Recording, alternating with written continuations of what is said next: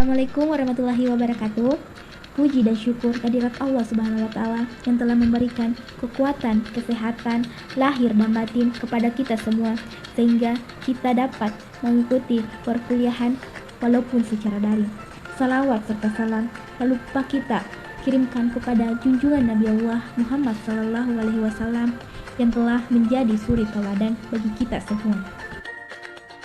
Kenalkan, kami kelompok 5 yang beranggotakan Mukhlis, Nurfitria, Nurfadillah, dan Sinar akan membahas materi tentang strategi pembelajaran kontekstual. Rumusan masalah yang kami akan bahas adalah: pertama, pengertian pembelajaran kontekstual; yang kedua, komponen dalam pembelajaran kontekstual; ketiga, karakteristik pembelajaran kontekstual; keempat, implementasi pembelajaran kontekstual di kelas; kelima, penilaian pembelajaran kontekstual; dan yang terakhir, keenam, pendekatan kontekstual dalam pembelajaran. Pengertian pembelajaran kontekstual. Kata kontekstual berasal dari kata konteks yang dalam Kamus Besar Bahasa Indonesia mengandung dua arti. Pertama, bagian sesuatu uraian atau kalimat yang dapat mendukung atau menambahkan penjelasan makna. Dua, situasi yang ada hubungannya dengan suatu kejadian. Pembelajaran kontekstual adalah konsep belajar yang membantu guru mengaitkan antara materi yang diajarkannya dengan situasi dunia nyata siswa dan mendorong siswa membuat hubungan antara pengetahuan yang dimilikinya dengan penerapannya dalam kehidupan mereka sehari-hari dengan melibatkan 7 komponen utama pembelajaran efektif, yakni konstruktivisme, bertanya, menemukan, masyarakat belajar, permodelan, dan penilaian sebenarnya.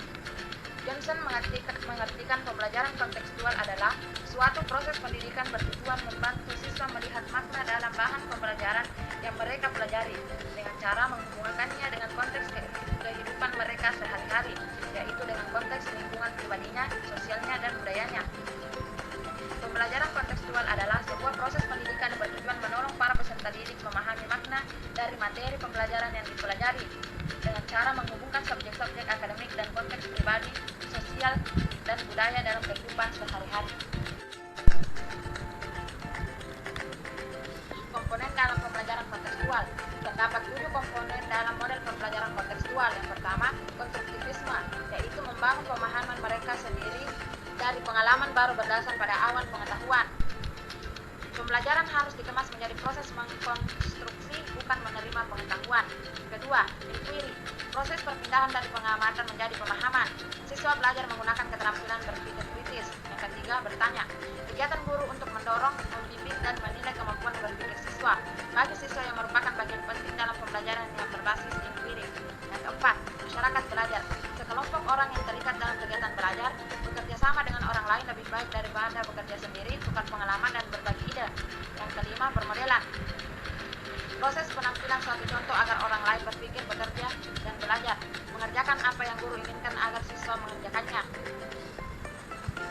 Keenam, refleksi, cara berpikir tentang apa yang telah kita pelajari, mencatat apa yang telah dipelajari, membuat jurnal, karya seni, dan diskusi kelompok. Yang ketujuh, penilaian yang sebenarnya, mengukur pengetahuan dan keterampilan siswa, penilaian produk atau kinerja, tugas-tugas yang relevan dan kontekstual. Karakteristik pembelajaran kontekstual. Pembelajaran kontekstual menurut Muslim mempunyai karakteristik. Yang pertama, pembelajaran dilaksanakan dalam konteks autentik, yaitu pembelajaran yang diarahkan kepada ketercapaian keterampilan dalam konteks kehidupan nyata atau pembelajaran yang dilaksanakan dalam lingkungan yang alamiah. Yang kedua, pembelajaran memberikan kesempatan kepada siswa untuk mengerjakan tugas-tugas yang bermakna. Yang ketiga, pembelajaran dilaksanakan dengan memberikan pengalaman bermakna kepada siswa. Yang keempat, pembelajaran dilaksanakan melalui kerja kelompok, berdiskusi, saling mengoreksi antar teman. Yang kelima, pembelajaran memberikan kesempatan untuk menciptakan rasa kerjasama, kebersamaan, dan saling memahami antara satu dengan yang lain secara mendalam. Yang keenam, pembelajaran dilaksanakan secara aktif, kreatif, produktif, dan mementingkan kerjasama. Yang ketujuh, pembelajaran dilaksanakan dalam situasi yang menyenangkan. Adapun dalam sosialisasi oleh Debniknas, karakteristik pembelajaran berbasis kontekstual yaitu kerjasama, saling menunjang, menyenangkan, tidak membosankan, belajar dengan bergairah, pembelajaran terintegrasi menggunakan berbagai sumber siswa aktif.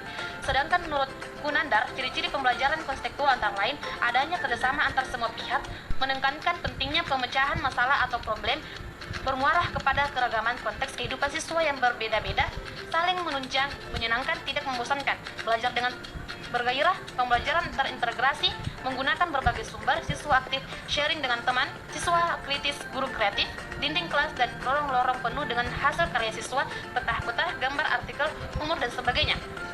Selanjutnya, terdapat 5 elemen penting yang harus diperhatikan oleh guru dalam praktek pembelajaran konstekstual, yaitu pengaktifan pengetahuan yang sudah ada. Yang kedua, yaitu dengan cara mempelajari secara keseluruhan terlebih dahulu, kemudian memperhatikan detailnya. Ketiga, pemahaman pengetahuan, yaitu dengan cara menyusun konsep setara atau hipotesis, melakukan sharing kepada orang lain agar mendapat tanggapan atau validasi atas dasar-dasar tanggapan itu konsep tersebut, direvisi atau dikembangkan, mempraktikkan pengetahuan dan pengalaman tersebut, melakukan refleksi terhadap strategi pengembangan pengetahuan.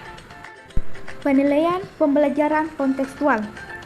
Berkaitan dengan proses kontekstual, sistem evaluasi yang digunakan adalah penilaian autentik, yaitu evaluasi kemampuan siswa dalam konteks dunia yang sebenarnya, penilaian kinerja, penilaian portofolio, observasi sistematik, dan jurnal. Adapun metode yang digunakan dalam pembelajaran pendekatan kontekstual adalah: pertama, kemampuan siswa berbicara mengemukakan ide-ide.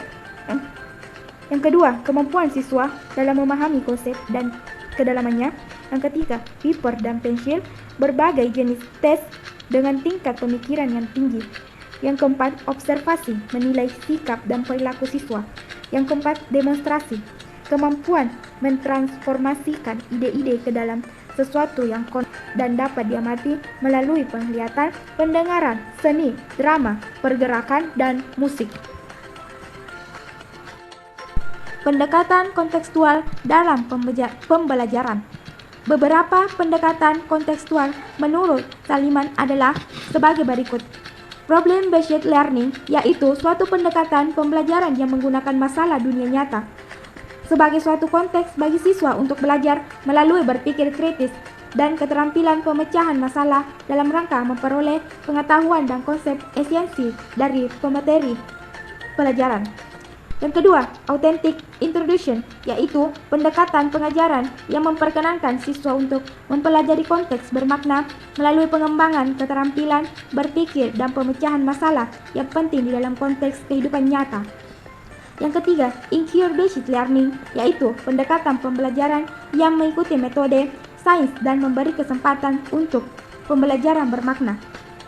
Yang keempat, project-based learning, yaitu pendekatan pembelajaran yang memperkenankan siswa untuk bekerja mandiri dalam mengonstruk pembelajarannya atau pengetahuan dan keterampilan baru dan mengkulminasikannya dalam produk nyata.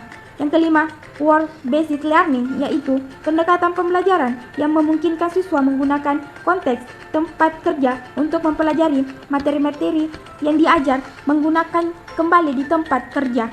Yang keenam, service learning, yaitu pendekatan pembelajaran yang menyajikan suatu penerapan praktis dari pengetahuan baru dan berbagi keterampilan untuk memenuhi kebutuhan masyarakat melalui proyek atau tugas terstruktur dan kegiatan lainnya. Yang ketujuh, comprehensive learning, yaitu pendekatan pembelajaran yang menggunakan kelompok kecil siswa untuk bekerja sama dalam rangka memaksimalkan kondisi belajar untuk mencapai tujuan belajar. Dengan 7 pendekatan tersebut, maka keberhasilan pembelajaran kontekstual, baik proses maupun hasil belajarnya, akan terwujud secara nyata dalam proses pembelajaran di sekolah bagi siswa. Dengan pendekatan tersebut, siswa akan lebih kreatif, mandiri, aktif, dan inovatif. Terima kasih teman-teman sekalian yang telah berkenan menyimak video ini. Semoga bermanfaat bagi kita semua. Maaf bila ada kesalahan dari kelompok kami. Wassalamualaikum warahmatullahi wabarakatuh.